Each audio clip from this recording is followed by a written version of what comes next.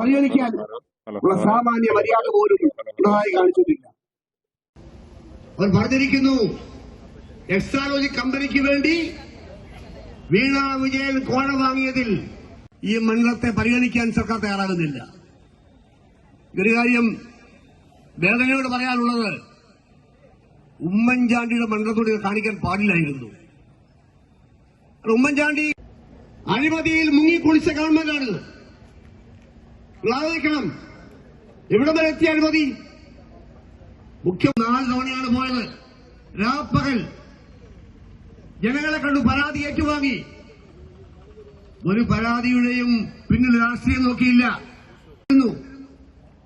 ന്യായമായ പരിഗണന കൊടുത്തിരുന്നു. നിവേദനം ലഭിച്ചാൽ നിവേദനം നടത്തുന്ന ആൾ മാഫിയക്കാരനാണോ എന്ന് ചോദിക്കും. നിവേദനം വാങ്ങില്ല, വായിച്ചു നോക്കില്ല, പരിഹാരമുണ്ടാക്കില്ല. സ്നേഹിതന്മാരെ, പിണറായിയെ കാണാൻ സാധിക്കുമോ? നിവേദനം കൊടുക്കാൻ സാധിക്കുമോ ആർക്കെങ്കിലും? UDF-കാർക്ക് പോകട്ടെ.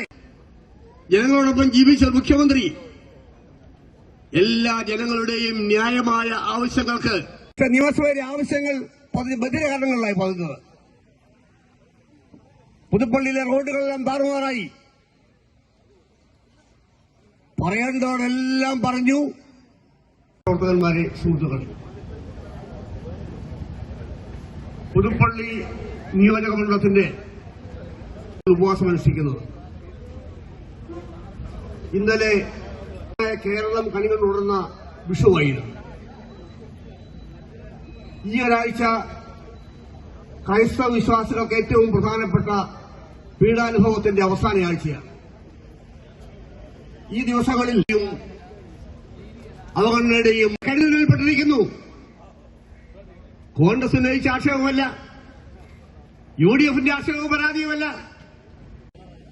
അനധികൃതമായി വഴിവിട്ട് ചട്ടം ലംഘിച്ചുകൊണ്ട്